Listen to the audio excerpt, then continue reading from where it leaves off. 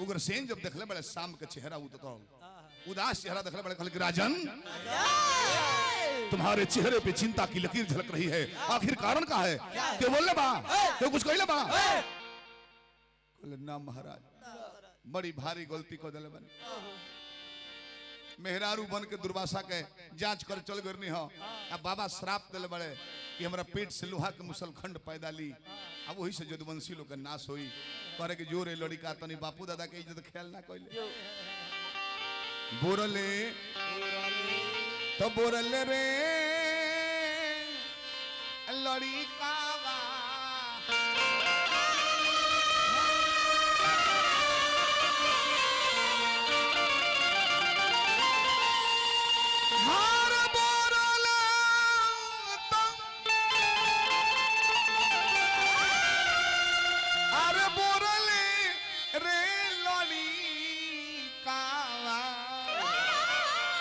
कुलावा की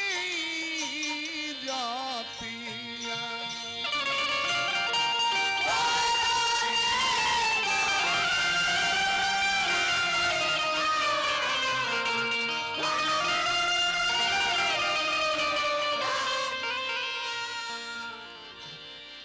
बोरले तो बोरले, बोरले तो बोरले, बोरले तो बोरले रे लड़कावा, कुलावा की जाति।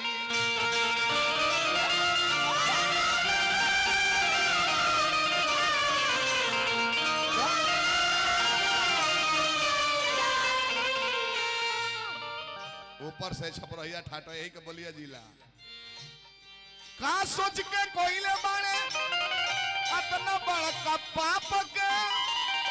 तनिको ना इज्जत कोइले कोन हैया जैसन बाप के।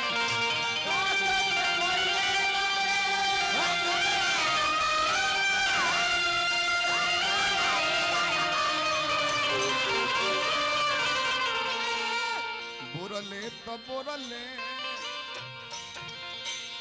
बोरले तो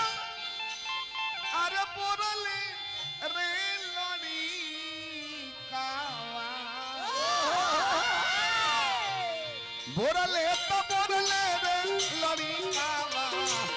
कुलावा की। जो समय के इंतजार कर, सबल सिंह चौहान महाभारत में अपना दूसरे बात लिखत रहे। समय आयल तो लोहा के मुसलखंड भइल, विष्णु पुराण पेट चीर के मुसलखंड निकलाइल बा।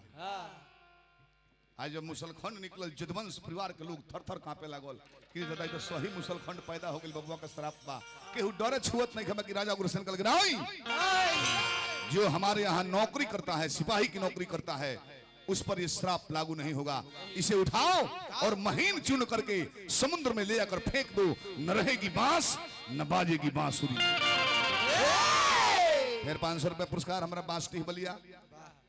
दिलीप सिंह जी, ये परिवार के रिश्तेदार बनी, दमाद बनी, भोला दानी बनौले रही। रवा ससुर जी के यानी चंद्र सचजा जी के आत्मा के शांति मिले, यह शुभकामना कर।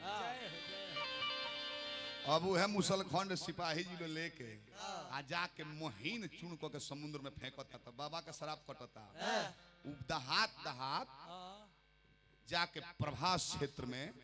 सरकंडा बन के जाम गए। अकॉर्डिंग टू विष्णु पुराण गर्ग संहिता में लिखल बा, रेवतक पर्वत पर उफान आइल बा आ कांसा बन के जाम गई। आ केहू कहता कि ऐरक नाम के घास हो गई, ओकरे बिगड़ल रूप हमनी कहे मुजवनवा ना होला, रोडवा पर जाम जाला, ओकर बिगड़ल रूप है, ओकरा के सटा के घींच देब त काट देला। ये लिखित प्रमाण हमार नहीं है कि बाकी ओकर बिगड़ल रूप है हो। जाके सरकंडा बन के जाम गइल बा, एगो छोट टुकड़ा बाँच गई रहे, कतनो मलेलू मिसैबे ना करे, कैसे वैसे बरियरका के मुंह कर रहे, बस ओहिंगा बिग दिहलो पनिये में। एगो गंधर्वी श्राप पस मछली भई रहे, उहे लय बहुत पुराना ही हो कि जल के भीतरिया में मछरिया एगो रहली,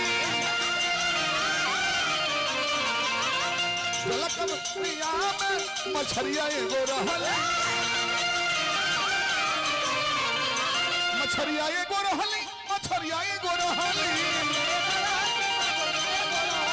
मछरिया एगो रहली मछरिया एगो रहली लोहा के टुकड़ावा के लोहा का टुकड़ावा के मछरिया निगलली लोहा का टुकड़ावा के मछरिया निगलली। अब मछुआरा एगो वही मछली के किनार पर तैरत रही देह तनी वजनगर हो गई रहे मार के ले जाके घरे जब फरले बा मछली के नहीं पेट से जब लोहा के टुकड़ा लोकल थर थर कांपे लगे री मछली के पेट में मछली होती है मछलियां चारा खाती है लोहा का टुकड़ा ये माया है विनाशक चीज है काल है यह मेरा मौत है ये सोचता तले एगो जरा नाम के ब्याधा होकर संगति आइल बा उहे लगा कि लुट के ले गई जिया तेरी पहली नजर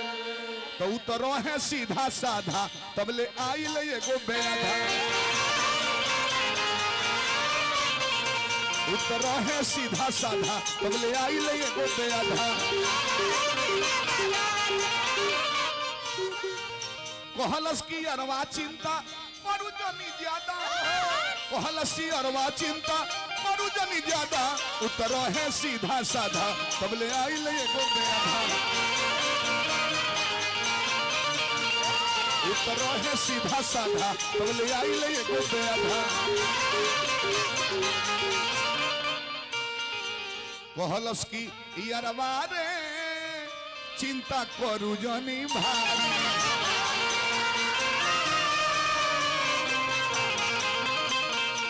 रखी है मुरारी जीता बोला दोसर के मारी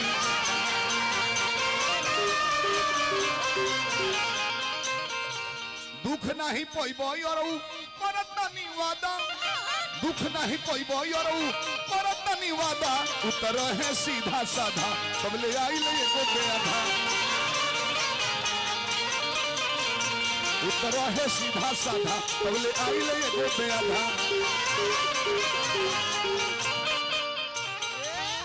आउ है कहलस की मछुआरा हवे मछली मार पका के खोचे है बना के खो ई तोरा लायक चीज नहीं खाए और टुकरवा के पिघला के अपना बाण के नोकी में लगा ले आ चल दिले बस शिकार कर देखी एने के प्रसंग इधर होता वो मछुआरा के संगतिया जरा नाम के ब्याधा शिकार खाती वो बाण अपना लगे रख ले आ एने देखी इंद्र भगवान कहतर के पौन देवता कन्हैया जौना खाती अवतार लेहले वो कन्हैया के अवतार लेहला के सारा काम हो गइल अधर्म पर धर्म के झंडा लहरा देले पांडव लोग के राय दिया गइल कंस मामा के लइका यहाँ मार देले जौना खाती गइले वो तो हो गइल तब वो बाड़े काहे खाती हो जाके निहोरा करो अब पवन देवता दूत बन के कन्हैया के लगे आइल बड़ा एकांत में बैठ के कहल कि कन्हैया निवेदन लेके आइल बनी हम पवन देवता हैं इंद्र निवेदन भइले बड़े कि तू कसहूं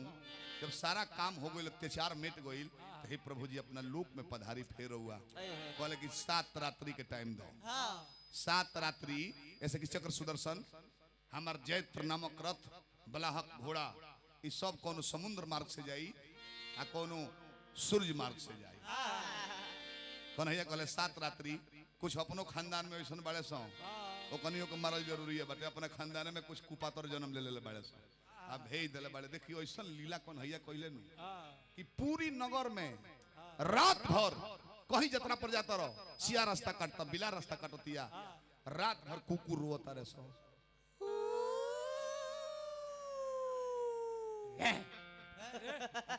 भाई तो असो के कार्तिक प्रोडक्ट हो का आयोजन करता परिवार बहुत बहुत पुरस्कार देनी बाबूजी का आत्मा के शांति मिले यह निवेदन करब दिल भैया देखते जतने लोग बा बड़ी मेहनत हमारे जिला में हो सिंगलो प्रोग्राम 4-5 घंटा खींचे के पड़ला बलिया जिला कैसन जिला कैसा 10 बजे शुरू करो आ 1-1:30 बजे ले माल उल बटोर ले लोग खुदे कह के अब जाता जा घर बेजी बन कर कौन को लूट दुगोला 2:30-3 बजे बन एक घर तो जड़वा में 1 बजे बन है तो हमने की है एगो और बात है दिलीप भैया रवा सब की है जवार खाती प्रोग्राम करावल जाला जरूर जरूर जवार खाती होला दिलीप भैया की है लोग बात लगावो लोग नहीं खाए मालिक कहीं का बंद कर दो लोग नहीं खाए हमार जिला आने पानी बार खाया जाओ ना ना ना हमार जिला ऐसा जिला है गोपालगंज सिवान से बरखा गइल बा हां एदुगो बक्सा स्कूल में लगाबो ओइ में होई जले दाम हमार जिला सधा ना लेला हां तब तले छोड़ दे के सकत राती का बरखा गइल पे जी काल कहां पहुंच बा कहां आ तो मढ़ौरा दिनवा में रुक जाए 2 घंटा होई दिनवा में बाकी बेसधौले हमने के पैसा मेहनत के कमाई कहल मेहनत के कमाई खा लू बैठ के दिहाड़ी ले जेब हॉस्पिटल में दे देबे पड़ी जन्नी केने रहनी हम बुआ ऐसा लीला हो गइल बा मालिक